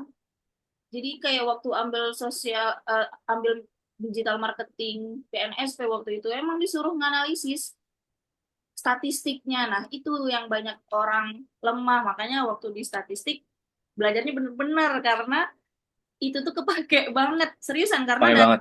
tadi kan Pak Surya bilang terkait pivot table, Excel itu tuh sekarang Mm-mm. tuh wajib banget dan itu banyak dikeluhkan sama industri lulusan anak ekonomi tapi nggak bisa Excel, nggak bisa analisis data, nggak bisa visualisasi data. Itu yang harus kalian pahami karena kalau bikin konten semua udah jago saya rasa. Anak zaman sekarang itu konten nggak perlu bagus-bagus amat kok. Buktinya banyak konten-konten sekarang yang biasa aja tapi viral. Satu Mm-mm. detik, teng, teng gitu ya, viral gitu. Mm. Nah, tapi kita harus paham konten mana yang cocok sama produk kita itu yang banyak Oh, mereka tuh belum sadar di situ. Jadi mereka masih lebih ke desainnya, bikin kontennya. Lucu. betul. Setuju aku sama yang dibilang sama Bu Yunda karena mm, statistik itu penting banget apalagi di TikTok. Kita ngebaca algoritma. Sebenarnya algoritma itu adalah kebiasaan sebenarnya nama lain dari kebiasaan. Kebiasaan-kebiasaan yang dikelompokkan dan sebenarnya algoritma itu juga hitungan dari statistik juga yang akhirnya nge-push ke hal yang sama sama teman-teman minatin gitu. Misalnya sekarang teman-teman tuh lebih minatnya tuh kemana gitu. Mau tahu dong, teman-teman di sini ada yang minatnya ke skincare nggak? Kira-kira ada yang kayak Kasih hobi dong minatnya skincarean gak sih? eh, Apa? kasih opsi misalnya kalau skincare satu, fashion dua gitu. Ya aku mau tahu fashion kak. Oh kak Kemal fashion. Boleh dong kalau misalnya skincare satu, fashion dua. Aku mau tahu paling banyak Kuliner kemana sih? nyeblak gitu. Kuliner boleh tiga. Kuliner tiga. Kuliner itu masuknya ke lifestyle. Tiga. Aku fashion kak. Oke. Kalau belajar nggak ada ya kak? Belajar lifestyle maksudnya. Oh belajar lifestyle. Berarti aku lifestyle Ya, atau self development. betul. Lifestyle. Ada yang satu, dua, atau tiga. Satu fashion, dua lifestyle, dua beauty, tiga lifestyle. Aku mau tahu dong. Di komen dong. Ditulis di type satu, dua, atau tiga. Fashion. Kayaknya lagi OTW typing ya teman-teman. Skincare. Satu fashion, dua skincare, tiga lifestyle.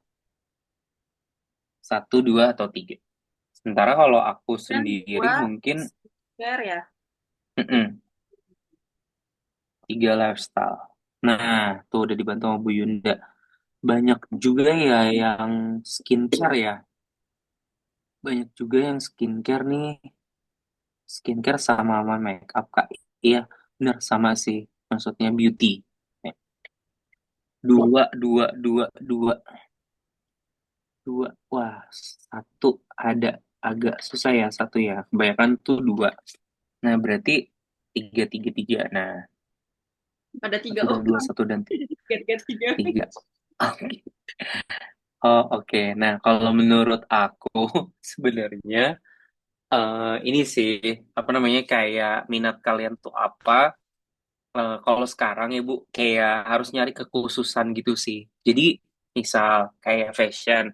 Nah, kalian jangan ngeklaim diri kalian tuh fashion antusias, tapi lebih detail lagi. Contoh, ini percontohan dan jangan ditiru untuk kalian. Misalnya fashion untuk ibu hamil, kan kalian belum hamil nih, jadi jangan ditiru ya. Misalnya fashion untuk ibu hamil, misalnya daerah misalnya Bandung misalnya kayak gitu. Nah, itu kan sangat spesifik. Kita benar-benar carinya tuh yang kayak gitu karena fashion antusias tuh udah banyak. Tapi fashion for mom and baby itu dikit misalnya kayak gitu. Nah, itu yang aku mau bagi tips sama teman-teman. Misalnya teman-teman suka nih sama skincare, tapi teman-teman langsung tulis tuh di bio-nya misalnya skincare antusias for oily combination skin misalnya kayak gitu. Nah, dengan kayak gitu tuh teman-teman akan dapat lebih banyak lagi pasar yang lebih relate sama teman-teman gitu. Kalau misalnya lifestyle tadi misalnya uh, tutorial uh, tutorial membuat uh, tampilan data menjadi lebih baik misalnya itu bisa sih kayak gitu. Lebih spesifik lebih bagus gitu, semakin spesifik semakin lebih bagus gitu. Itu tips sih gitu dari aku untuk misalnya teman-teman mau mulai nih TikTokan gitu, mau mulai berbisnis di TikTok gitu. Gitu sih guys gitu. Di sini ada nggak sih yang kayak seminggu mungkin ngupload konten TikTok? Aku mau tahu dong kalau seminggu satu aja ada nggak di sini? Mungkin kalau yang ada bisa komen satu gitu. Aku mau tahu seminggu satu dia komen apa namanya kayak upload TikTok. Hmm, kayak siapa? Kebanyakan di sini berarti kayak cukup pasif ya. Ada lagi nggak sih yang ngupload TikTok seminggu sekali? Kayaknya mereka ini deh apa penikmat konten, Oh, penikmat konten. kan Oke. pembuat kebanyakan. Cuma JJ aja bang, random gitu bang. JJ apa ya? Lu nggak tahu nih, jedak jeduk. Oh, cuma JJ Karena aja bang. mahasiswa zaman sekarang pokoknya kan ini Kak, kalau gue kan ngajarnya anak-anak yang zaman now. Jadi tahu istilah-istilah Gara-gara sebotol minuman ya lagunya. Gara-gara botol minuman gitu. Oh bukan, oke. JJJ itu. JJ bang. JJ jedak jeduk joget terus lip sync. Oh oke, oke oke. Iya kalau misalnya teman-teman udah ada bakat, misalnya kayak tadi kan banyak tuh yang komen dua. Sayang aja sih kalau teman-teman gak cari kira-kira tuh kayak lebih ke skincare antusiasnya tuh kemana. Itu oke banget sih. Kalau misalnya digelutin bisa jadi uang juga buat teman-teman. Itu. Hmm, Ada lagi nggak mau nanya? Bang mau nanya boleh nggak Bang? boleh dong. Saya penasaran sih Bang, kan saya tuh pernah ngikutin diskon tengah malam gitu Oh dari iya, salah satu aplikasi. Nah, boleh sebutin kebanyakan nggak namanya apa? Shopee, Shopee. Jadi tuh Shopee, oke. banyak dari teman-teman saya tuh bilang kalau misalnya itu tuh bohong aja kata itu kan. Hmm. Bahwa itu tuh pasti kita tuh bersaing sama bot. Jadi tuh mereka tuh gak mungkin bakal mau rugi lah aplikasi itu kata. eh Karena yang didiskonin mereka itu tuh iPhone. iya, Nah, saya ikut apa ya? Masa iseng gitu. Ngikutin dari jam 12 malam sampai udah mau jam 3 pagi itu tuh ya ampun. kayak berbeda-beda gitu kan Hmm. jenisnya. Dan itu tuh kadang entah dari saya udah pencet terus yang lamanya dari pas masuk mau belinya nanti ada yang lain kayak kayak apa ya tiba-tiba tuh eh kayak udah kehabisan gitu. Kira-kira itu tuh beneran bot atau kayak memang kena saingan dari seluruh konsumen Indonesia apa gimana tuh Bang? Oke, aku mau jawab jujur gitu ya. Sebenarnya yang paling benar itu bukan bot sih, tapi saingan sama orang-orang. Karena kan yang tahu informasi itu banyak banget, yang minat juga banyak banget. Biasanya pada saat mulai lama war-nya, maka gantilah handphonemu menjadi iPhone 16. Nggak ya, bercanda. Jadi kayak kalau lama itu artinya emang traffic yang di sana itu banyak banget yang lagi masuk juga. Jadi kan mungkin teman-teman tahu nggak ya waktu pas dulu aku belajar tentang website. Jadi kan kalau website itu kadang suka down kalau penggunanya itu banyak yang datang ke website itu. Nah, hal yang sama di dalam aplikasi itu gitu. Cuma saran dari aku sebenarnya untuk purchasing yang kayak gitu, bener kalau aku lebih kayak ke teman kamu, lebih kayak nggak mau buang waktu untuk ikutan hal kayak gitu. Tapi kalau dicoba untuk sesekali, misalnya jam 12 tuh aku ikutan gitu ya, aku pasti bakalan mau sih gitu ikutan. Tapi kalau sampai jam 3 pagi, enggak sih, mendingan tahajud aja nggak sih? Tiap tahu nanti tiba-tiba ada orang yang ngasih iPhone 16 nggak sih gitu, kayak lebih worth to try gitu dibandingin ikutan sampai jam 3 pagi. Kalau dari aku itu sih karena teman-teman penggila ini enggak sih BTS gitu-gitu kan suka war tiket juga kan, mirip lah seperti itu konsepnya karena banyak yang mencintai produk itu sehingga teman-teman tuh bisa punya saingan yang cukup banyak itu. Jadi bukan bot sih sekali lagi, bukan karena aku anteknya Shopee atau TikTok ya, tapi karena aku emang tahu. Jadi misalnya nih kayak dari brand, katakanlah kayak brand yang kerja sama sama kita, misalnya SK2 gitu. SK2 itu kan harga produknya itu 2 juta gitu ya. Cuma karena dia lagi seeking of traffic, dia mau nih bikin harga yang 2 juta itu jadi 2 rupiah karena lagi campaign 22. Tapi itu hanya satu aja. Dan itu benar-benar ada orang yang dapetin itu gitu. Makanya kita kadang suka mikir orang itu ya memang ada apa namanya kayak adalah kenapa dia yang dapat gitu maksudnya Allah berkehendak gitu kan dia yang dapat gitu tapi kalau dari segala sistem kita nggak nyurangin sih gitu tapi emang limited banget gitu nggak banyak gitu kayak tadi aku ceritain SK2 tuh cuma ngasih satu harganya 2 juta jadi 2 rupiah gitu cuma satu produk aja gitu sih. Waktu Oh. kita kayaknya tinggal 15 menit lagi. Jadi kalau ada Hmm. tanya, tapi sebelum bertanya saya mau nanya pertanyaan yang cukup penting dan relate gitu ya sama SDM. Iya boleh. Itu terkait, ini kan di tempat Kak Surya sendiri kan kalau nggak salah ada berapa Kak total pekerjanya?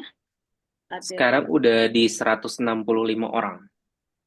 kayaknya kemarin baru berapa udah nambah aja lagi nih orang 165 ya. Dan Iya Gen seratus Z, enam puluh lima Gen orang. Z, kebanyakan Gen Z. Iya kebanyakan Gen Z betul. Nah, jadi ini kan dari POV CEO dan owner yang lahir tahun 90, which is itu milenial ya guys ya. Nah, Betul. sama sama saya. Umurnya tahun depan 35 kita. Tua ya guys. Betul. Nah, jadi gimana POV-nya dari CEO ini mengelola anak Gen Z itu kayak gimana? Positifnya apa? Negatifnya apa? Nah, terus bisa nggak kasih tahu ke adik-adik Gen Z ini kalau nanti udah terjun ke dunia kerja, apa yang sebaiknya mereka lakukan. Karena kan kita sering banget lihat TikTok ataupun Mm-mm. Reels berseliweran. Gen Z itu mental health, generasi strawberry, bla bla bla bla bla, job hopping ya. Nah, kayak Iya. gimana nih supaya mereka tuh tahu kalau udah terjun di dunia kerja tuh harus gini loh supaya jadi Gen Z yang bervalue gitu. Oke, aku coba jawab dari perspektif aku. Jawab dulu kayak kata-kata yang mewakili bekerja sama Gen Z. Mungkin itu di 4H ya. Halah, halah, halah, halah, gitu. Jadi kayak cukup lumayan drain gitu ya. Kayak kerja sama Gen Z, si 4H itu artinya itu. Cuma, Saya sudah eh, nyatet lagi 4H. iya, gitu. Halah, halah, halah, halah. Kayak menghela nafas setiap harinya. Tapi kan kalau nggak nafas juga kita nggak dapet oksigen, ya guys. Nah, jadi kalau buat aku sendiri, sebenarnya bekerja sama Gen Z itu ternyata Gen Z itu bisa dikelompokkan menjadi beberapa tipe Gen Z kalau menurut aku. Yang Gen Z yang beredar di kayak misalnya generasi strawberry lah atau apa. Mungkin itu juga kalau dari aku itu didikan sosial media yang mereka konsumsi sehingga mereka menjadi seperti itu. Makanya sedikit tips juga buat teman-teman yang memang udah terpapar sosial media yang menurut aku nggak selamanya benar. Kadang tuh aku suka komplain gitu kan ke sosial media tersebut. Kayak sebut aja misalnya namanya Glins gitu ya. Dia kan bikin sosial media tuh di Instagram yang kayak cukup menyuarakan hatinya Gen Z gitu kan. Tapi Gen Z yang seperti apa? Karena Gen Z di Beijing itu nggak semuanya kayak begitu gitu. Kayak tutup laptop harus jam 5 gitu kan.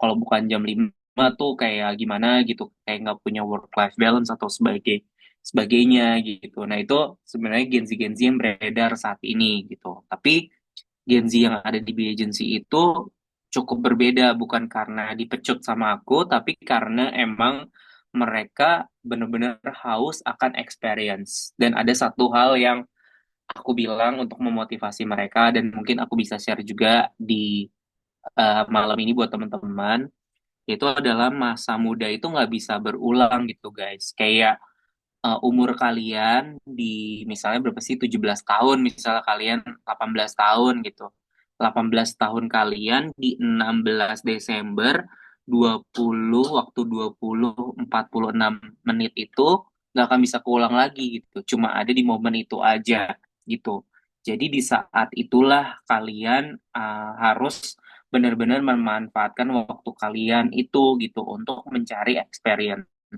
Aku nggak bisa bilang sih kayak untuk mencari salary yang paling tinggi setinggi-tingginya.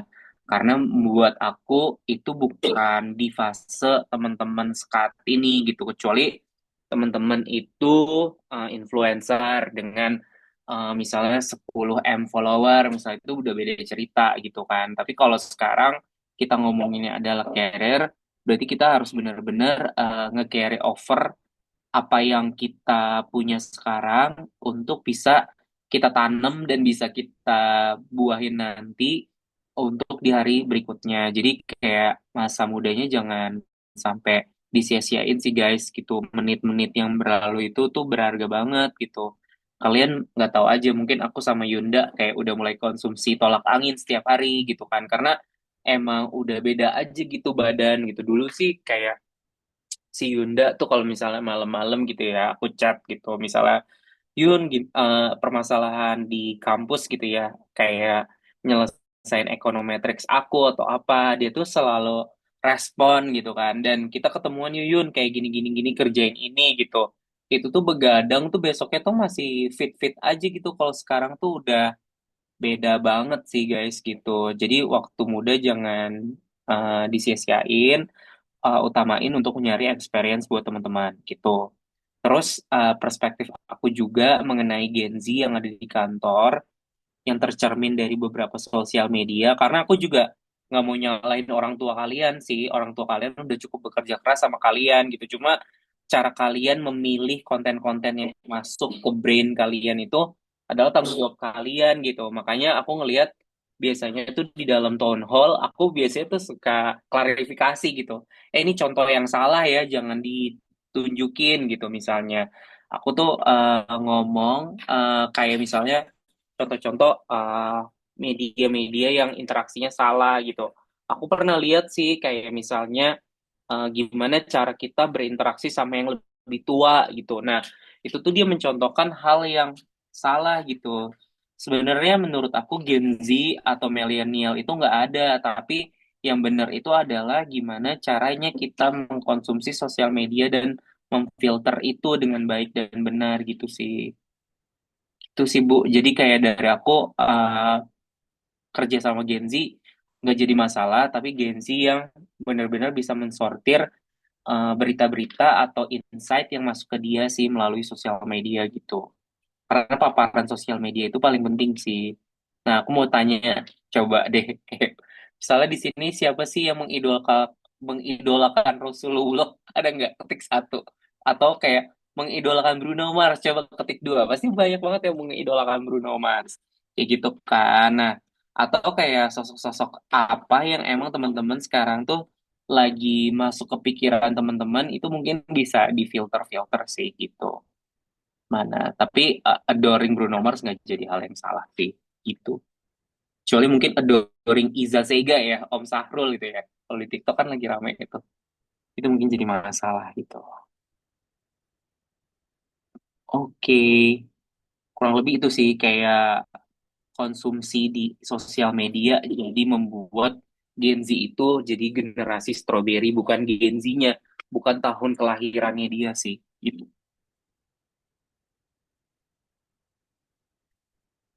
Nah, itu kalau mau absen jangan lupa isi. Udah ada tuh. Kak, terus gimana sih implementasi terkait konflik manajemen di tempat kerja? Kan pasti kan rentan konflik ya di tempat kerja, apalagi Paham? sibuk banget. Nah, gimana nih kalau di agensi itu penerapannya gimana? Oke, pertama kalau kita sebenarnya konflik itu banyak banget. Nah, ini aku mau kasih tips sama teman-teman. Jangan teman-teman membuat keputusan itu karena orang di dalam suatu pekerjaan. Jadi misalnya, aku dosen, aku juga ngajar bareng-bareng sama Yunda gitu. Tapi aku nggak suka nih sama Yunda, jadinya aku keluar dari dosen itu. Jangan membuat keputusan itu karena people, tapi karena memang potensi dari teman-teman itu udah nggak bisa digali lagi di sana gitu kan. Udah bener-bener mentok banget. Atau teman-teman udah nggak bisa ketemu lagi eh, kesempatan teman-teman untuk berkembang di tempat itu.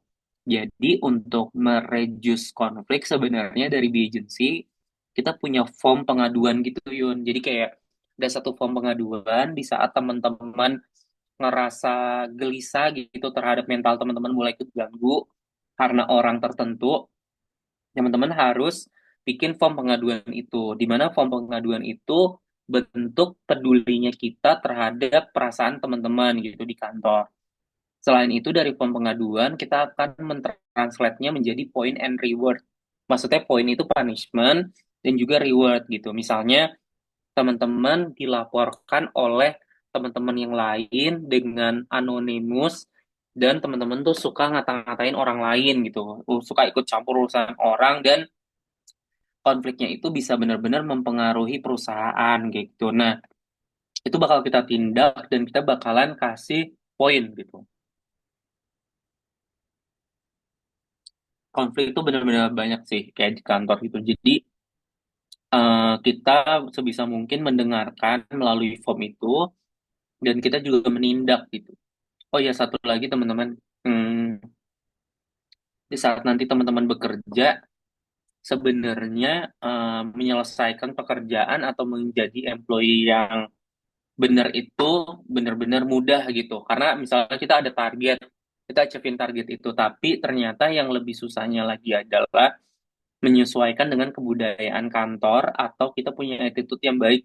Itu yang sekarang lagi susah banget Bu didapetin gitu ya. Kayak aku dapat satu pengaduan dari level manajer di mana anak buahnya itu berani berkata-kata kurang baik ke manajernya. Contohnya kayak, lo kalau nggak bisa jadi manajer, nggak usah jadi manajer. Kayak gitu, kayak wow, luar biasa sih anak zaman sekarang gitu. Kayak aku nggak ngerti kenapa dia bisa ngeluarin statement yang benar-benar fatal kayak gitu. Nah, Kenapa fatal? Karena si manajer ini pasti udah mengupayakan. Nah, satu lagi nih guys, kayak sifat kita untuk berprasangka negatif itu di kantor atau di tempat kerja itu mungkin tercipta. Tapi jauhi perasaan itu dan coba pikirin positifnya aja. Contoh misalnya nih, oh bos gue suka ngasih kerjaan ke gue, berarti dia nggak ada kerjaan dong ya, semua kerjaan dikasih ke kita.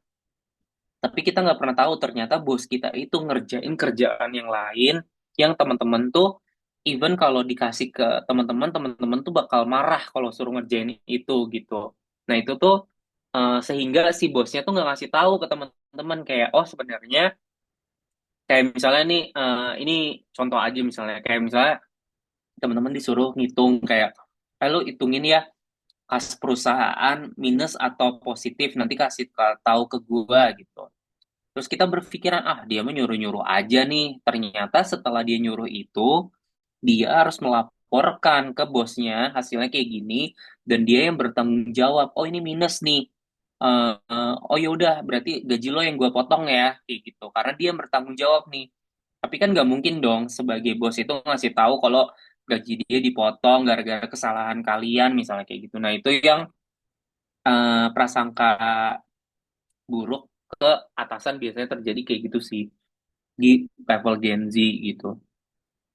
Sama guys, nanti kalau misalnya ini kan kalian berteman nih di satu circle ini, jaga deh hubungan baik kalian sama teman-teman kampus kalian kayak misalnya aku sama Yunda gitu. Karena menurut aku itu tuh teman yang emang benar-benar bisa sampai lama gitu loh guys. Sementara teman-teman kantor itu ya hanya profesional aja menurut aku gitu. Bukan apa-apa karena mereka juga pasti punya tujuan kan untuk mencapai karir gitu. Kayak gitu sih tips aku adalah kalau di kantor, nanti kalau misal kalian udah masuk kantor, nggak usah terlalu melo atau terlalu depend on them gitu. Tapi depend on diri sendiri sih. Beneran kalau di kantor udah kayak gitu sih. Dan pertemanan kita tuh ini ya, Sur, sehat banget. Maksudnya kita tuh low maintenance. Mm-mm. Iya Jadi betul. jarang banget kontekan. Sekali-sekali banget. React di Bener. dia juga jarang, tapi kita kadang-kadang nge-zoom nanti sharing kayak sekarang lagi ngapain atau apa. Nah, tapi ternyata saya juga udah lama nggak dengar kabar dia nih. Nah, tiba-tiba udah buka perusahaan startup aja.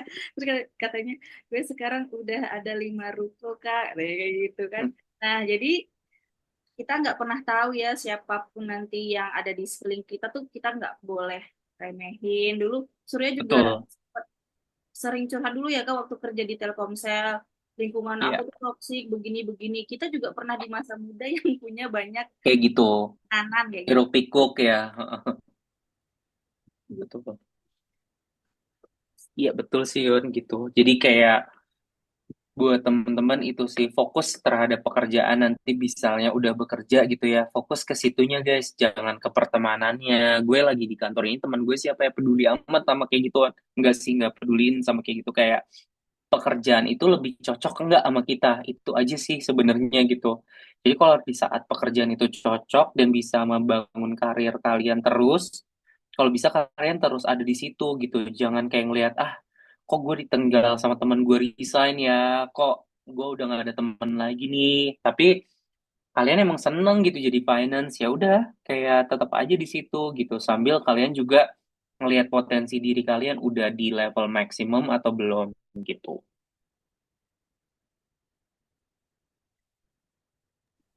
So guys, we have 3 minutes left. Jadi yang belum isi absen, silahkan diisi. Saya kasih waktu 2 menit deh buat buat ngisi. Di situ ada apa namanya? Ada Hanes review juga kesan mengikutin kuliah praktisi sama Kak Surya gitu ya. Mudah-mudahan nanti kita kan nggak pernah tahu, kali aja kalian nanti mau magang ya Kak. Nanti kita coba bikinin Boleh.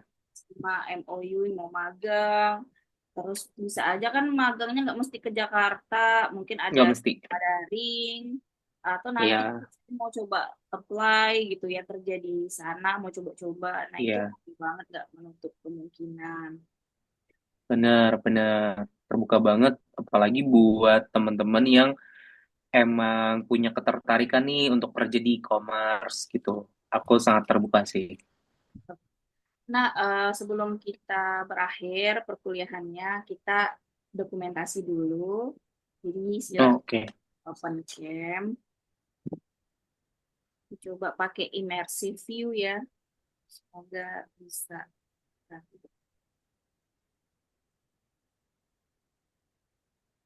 Hah? Ada aero. Iro, sini bang kita foto. Ya, satu, semua senyum ya. Satu, dua, tiga. Sekali lagi, ntar ganti background lagi. Itu norak banget ini, Bang. Di kalian keluar nggak sih Bener. immersive view-nya? Keluar. Keluar Kayak kan? di, iya, kayak di kelas gitu nggak sih? Ya, dulu aja. Oke, sekali lagi ya. Oh, ini nggak banyak ya. Iya, kayak di bioskop kalau ini. Aku kayak juri F- X Factor kayaknya. Cari yang lebih banyak. Kayaknya yang 25. Nah, ini 25. Oke, ini ya. Wah, iya keren. Satu. Abang paling terlihat, Bang. Sini. Yuk. Satu, dua, satu, dua, tiga. Oke. Lagi. Deh. Lagi ya. Oke, satu lagi kita cari yang lucu. Yang ini aja deh. Auditorium. Auditorium. Oke. Satu, dua, tiga. Mamanya kok tak nampak?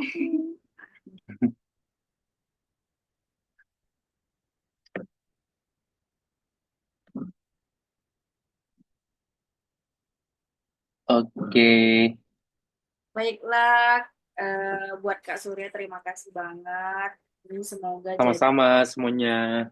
ya. Mari kita doakan buat Kak Suryanya sehat selalu, murah rezeki, Amin. selalu Amin. terus bermanfaat bagi orang banyak. Oke, sama-sama Yunda. Itu sehat selalu.